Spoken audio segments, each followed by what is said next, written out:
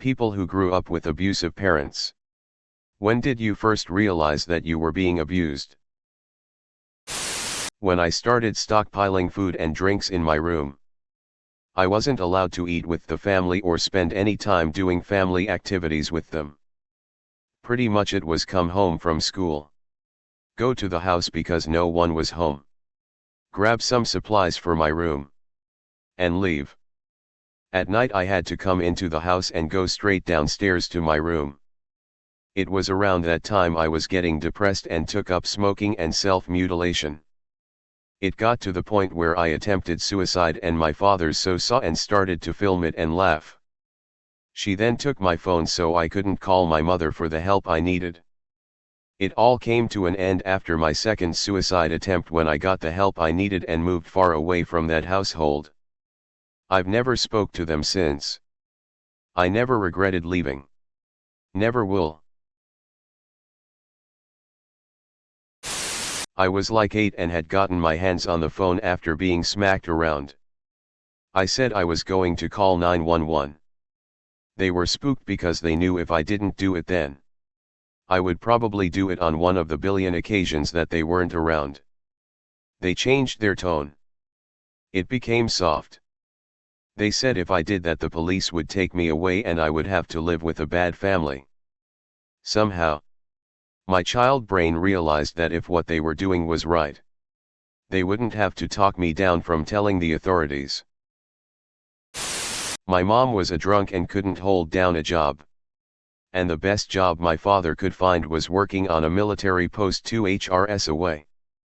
Unfortunately, this left a ton of room for my mom to fall further into the bottle. But he did what he had to do to ensure my siblings and I were financially taken care of. I first realized it wasn't just normal abuse when I was 15 and she started hitting me while drunk for things she dreamt I had done. She would get wasted and pass out. Then jerk awake in the early AM. Then I'd be woken to the sound of her stomping down the hall. There was a crawl space door right in front of my room door and it made a very distinct sound which would wake me up 100% of the time. I'm 35 now and if someone knocks on my door and it sounds just right, I wake up in full fight or flight mode. When I tried breaking up a fight between them and my mom turned to me and yelled, "Get the beep out of here. The only reason we're still together is to make you beeping happy." What a fun birthday that was. I was sexually abused from 8 to 14 by my stepfather. I knew that was a bad situation from day one. The abuse I didn't realize until my mid-20s is that which I suffered at the hands of my mother, who found out about the sexual abuse when I was 12. She confronted me about it with my abuser present. Implied that I was lying while he sobbed about how he would never hurt me. Then when all was said and done, sent me to hug him so he could apologize. Every excuse was played for him while my suffering continued for 2 more years. He stayed in the family for another decade and I was made to pretend that he was wonderful and that I cared for him. I had a full mental breakdown when I finally allowed myself to acknowledge how much psychological devastation I experienced because of my mother, significantly more pain than he ever caused. When I was around kindergarten age, I said hello to a friend of the family who was on the phone with my mom. She asked me to get off the phone. I did and walked into the living room. My stepdad was waiting for me and beat me with a fly swatter and his belt until I fell on the floor begging forgiveness.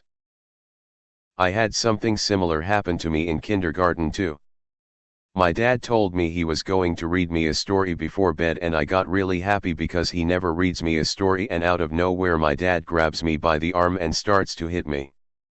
I remember screaming "Why daddy?" as he was hitting me because I didn't know why I was getting hit. I wasn't being bad. Afterwards he told me I got hit because I was too happy for a story. I got hit a lot more than all my other siblings and it's because I'm a spitting image of my mom and my father hated me for that. Sadly, not until community college, my sister and I saw a pamphlet about mentally and emotionally abusive people, and laughed at how much it sounded like our mother. Then it struck us that it wasn't funny. Our father had led us to believe it was normal. Turn the other cheek. Just let it roll off. Why fight a battle you can't win? And we were homeschooled and friendless for most of our lives. So we never had much of an opportunity to see how normal families functioned. I don't talk about this often, but I was in my 20s before I accepted that I was abused. As a child, my father would whip me with whatever he could get his hands on, usually a belt, but also switches, and even once a pipe, and would leave welts on my legs and buttocks. If I said a bad word, he'd wash my mouth out by cutting a piece of soap off a bar and making me eat it. He once got mad and cut my arm with a weed eater. I got pushed into the wall or furniture multiple times. For whatever reason, in my mind I believed them to be normal or accidents at the time. It wasn't until I was an adult that I realized I was physically as well as emotionally abused. I can't ever remember my father hugging me or telling me he loved me even once. I am now a parent and make sure I tell my son every chance I get how much I love him and have never done what was done to me. I tried to reconcile with him within the past few years, but after something really awful he did this year to me, I just completely cut ties with him. I don't need people like that in my life. A child shouldn't have to wonder if they're loved by a parent. It's an awful feeling. When it got to the point where me and my sisters feared for our lives. I'll never forget the time when my dad was so mad at us that he chased us with a knife. Me and my sisters had to lock ourselves in the bathroom just to get away, even though he nearly broke down the door. Well, eventually one of my sister's teachers realized cuts and bruises all over her legs, and my sister told her what happened, and we ended up having to go to court and loads of counseling. To this day I always keep a knife in that bathroom just in case. Parents were very absent. Abuse was from older brother. I realized it was abuse when I was 12 and he tried to cram his dick down my throat. Everything else he had done to me up to that point I could write off as him just goofing around. But I knew the dick thing was wrong. Spent the next few years trying to be as small as possible. Constantly couch surfing with friends whenever I could just to stay away from him. I successfully did that. There were no more incidences of abuse, just really creepy pedo behavior after that day when I was 12. When you have to play the guess dad's mood swing game in order not to get your ass beat for just being in the same room as him. If he was in one of his bad mood days, you had to hide upstairs all evening and be quiet at the dinner table. As quiet as a mouse. And only talk when he gave you permission to talk. When we were watching a TV series together. When I was 6 to 7. In the series, the father figure slapped the daughter and then she got so mad and sad. Meanwhile the father apologized and begged her to forgive her. I was very confused about her dramatic response. I mean, it was normal that her father slapped her, so why was she making a big deal? And the father? How come he was apologizing? The TV series was very popular in my country, so the next day in the school I asked my friends about my confusion. Their answers were mostly, of course it's a big deal. He hit her. That was probably the day I noticed that what happened in our household wasn't normal. For me, it was when I stayed behind at school for an extracurricular activity. It was the first time I had done it, and when I got to spend an extra hour with a really cool teacher and a few nice students, it clicked that maybe my home life wasn't all that great if I couldn't look forward to going home like the other kids.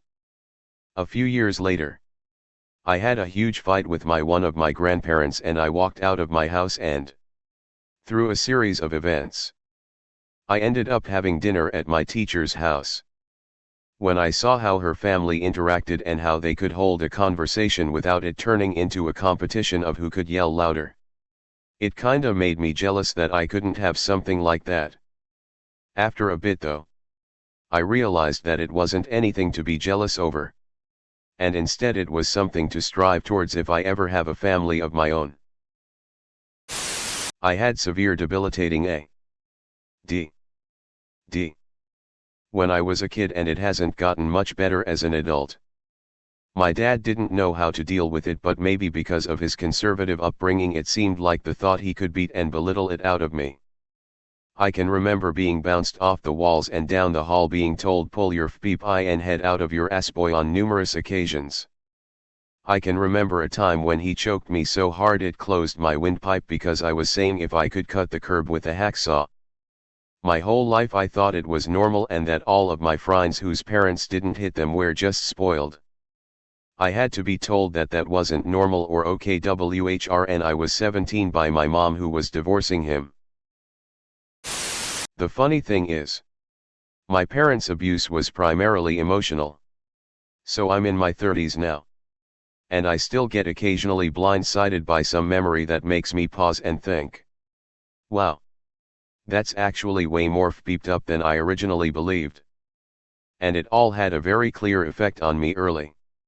Because it was either my 3rd or 4th grade teacher who asked if my parents were hitting me. But it didn't even sink in then. Because I had no reference point to compare and see that my parents were really awful. But with glints of daylight over 2 decades. Now I can look back and say, oh my God. Some of the stuff they got away with was textbook child abuse. I was a child of Munchausen by proxy.